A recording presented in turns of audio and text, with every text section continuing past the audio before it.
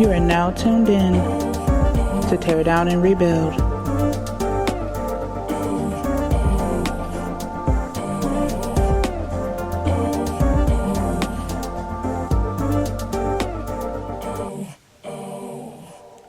Welcome to the Tar Pit. Hello, lovely people. And I do apologize if my voice kind of scratches a little bit. As some of you know, I do suffer from laryngitis about 3 or 4 times a year. And I got a feeling it's about to be that time again. So hopefully I'll be pretty much clear throughout this. Because today I'm going to kind of... It's almost going to be like a story time type situation. In my last podcast, I touched on a topic that someone actually reached out to me about, and they wanted more information on something that I said. So, to recap the something, before I get to the recap, hope your Sunday is going beautifully. Okay, I previously spoke about how I had been baptized like several times. A couple of those were just regular. I, joined a church with my mom. I was of age where I could agree to baptism. I was raised up in the same church my entire life for the time when my mother actually went back to church and took me. I have always been in the same church works, like, period. And I agreed to a baptism at a certain age because, at that time I was really getting into the Bible with my grandfather because he was blind, and he used to have, we had this set that we gotten for him, and it was the Bible on tape, and all the tapes had Braille on them so he would know which one was which. So me and my grandfather were very, very close, and he had started to become senile, and I spent a lot of time with him. Like I said, he was completely blind. So we would sit and listen to the Bible together, and he would explain it to me in a way that made more sense than what I was hearing at church. So me and him were always like real tight over that and chocolate cake and ginger snaps. I know that sounds real elderly, but because of my grandfather, I absolutely love ginger snaps. So that was kind of my upbringing, being in a holiness church. And I was, like I said, I agreed to be baptized when I was 11, 12 years old. So that was that.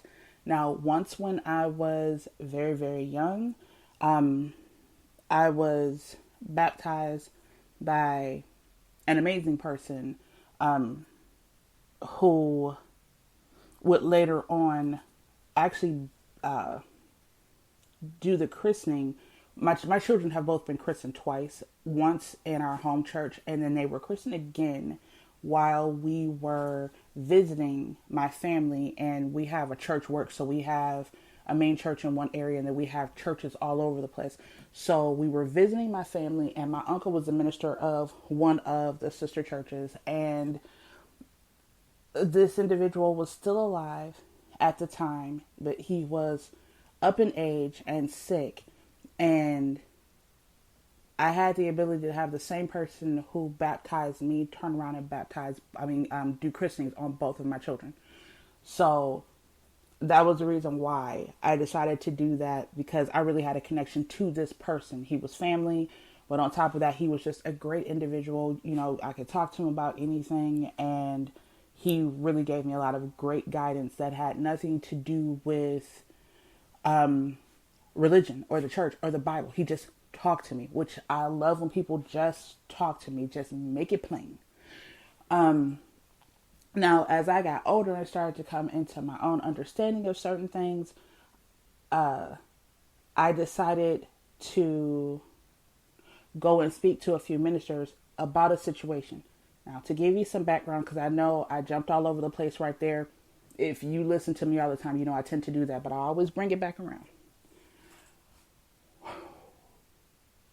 There was an incident where I went to a minister to ask him why I was having dreams of people being pregnant and visions of people dying. But not just why it was happening, but why it was happening with such great accuracy. Because I was like 14 at the time. It has been happening to me as long as I've known myself, and I never understood it. And I'd seen the reaction to certain things as I was coming up, to things that I would say or things that would happen around me. So I never really spoke to anybody because I'm like, these people are going to think I'm clean off my rocker. So I always kept it to myself.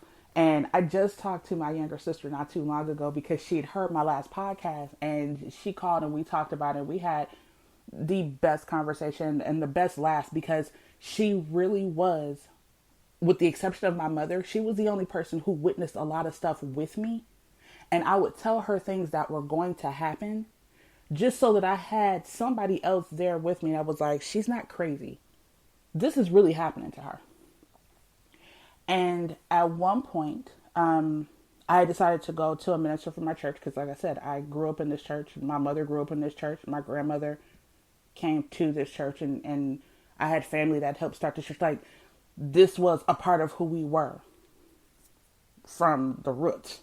So I go to them because not only are they church family, but a lot of them are actual family. So I'm like, okay, I need to know what is going on, and I'm tired of not being able to ask, and I'm tired of seeing things and not being able to get a hold of what's happening to me. So I go and speak to a couple of ministers, and after that conversation, basically, they pretty much told me that what I was experiencing was pure evil. That it wasn't a gift, that it was Satan trying to play with my mind. So I left the conversation, mind you, I'm like 13 or 14. I left the conversation absolutely believing that I was an evil being, at which point I didn't sleep for days. Never told my mom. I refused at one point to be around people. I started getting weird at school because I didn't really want people around me because I actually believed it. And this may have even been right after I was baptized. I may have been like 12, 13, not 13, 14. I think I was almost 13 years old. So I'm young. Things are happening to me. I see them. I'm telling my sister. She sees them. I'm going to put the evil on my sister. That was my thought process at that age because there was nobody else that I knew of who was like me anywhere around. So somebody heard that on my last podcast, and they had questions about why I was baptized so many times. Like I said, 2 times I know why I was baptized. There are 2 others in there.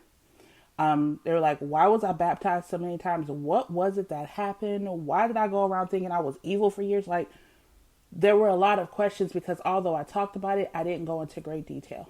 So here we go. When I was probably 1, 2, somewhere up in there. And actually, I'll go back even further. Before I'd even turn 1, my mom used to talk about how the strangest things would happen around me, and she had no explanation as to why they were happening. And the first one was, I was apparently in a crib in her bedroom, and she said she smelled the worst smell. It was like old wet dirt. It was really kind of a moldy dirt kind of smell, and she couldn't figure out where it was coming from. And then she thought something was wrong with me. She was like, oh my gosh, maybe something happened to her. She's sick. So she's checking. I'm perfectly fine. And she's smelling this smell.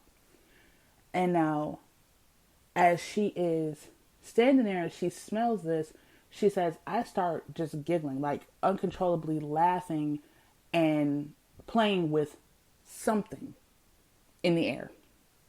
Now, there's always this story that I've heard my entire life where children can see fairies and they play with fairies, and it's actually just the dust in sunlight. But for children, it's fairies, and they're very real, and they play with them.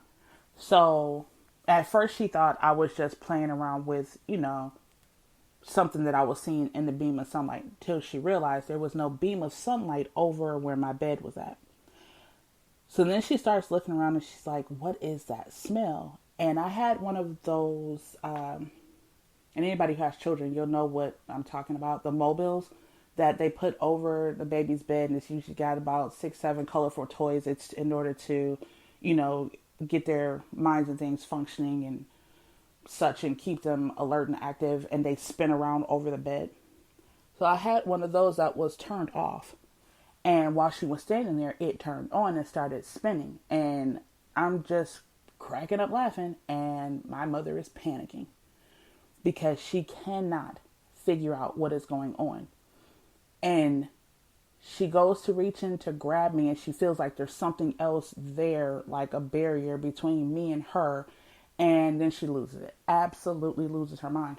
And she snatches me up out of the bed, and she says something just told her to yell out her father's name. Now, my mother's father died when she was like 5, 4 or 5, somewhere up in there.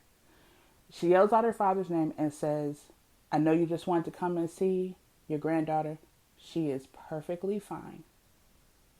And then she says she didn't smell the smell anymore. So she calls my grandmother, who tells her that she's basically seeing things, smelling things, and she really needs to lay off the coffee and the nicotine.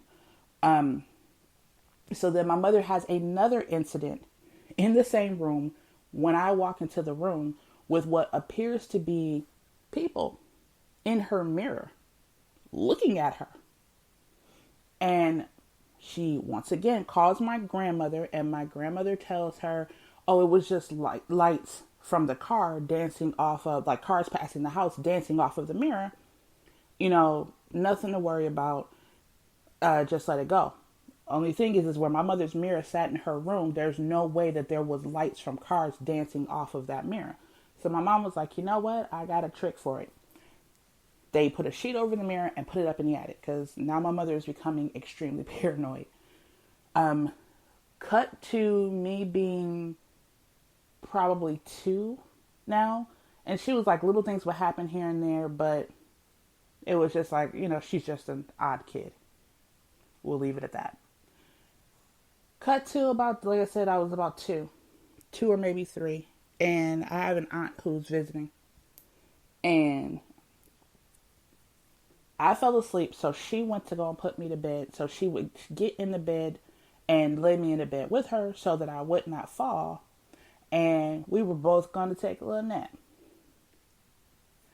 At some point, she wakes up to me rolling out of the bed, because to this day, I sleep all over the place. So she wakes up to me rolling out of the bed, but as she goes to reach for me, she sees a woman reach for me.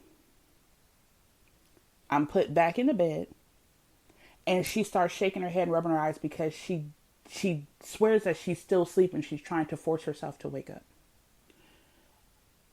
Now, once she fully sits up, she said this woman just stared at me for a while, had a smile on her face. She said it was the prettiest smile. And then she looks at my aunt, smiles at my aunt, backs away slowly, and backs into a closet. And the last thing she sees is the woman's face. She grabs me, goes running, screaming down the stairs. She is trying to explain to my parents what she just saw, and they think the same thing. She was sleeping, and she just couldn't wake herself up. But she starts describing the woman that she saw in detail. And when my father hears it, he goes and gets the one and only picture of his mother, because his mother passed away when he was like 14, 15. He goes and gets the one and only picture of his mother and says, it sounds like you're describing this woman. And it's like the color drains from her face, because that's exactly who she saw. Problem is that she didn't know her mother, and that is the only picture of my grandmother. She was old school. She didn't take photos, and they were babies when she passed away from breast cancer.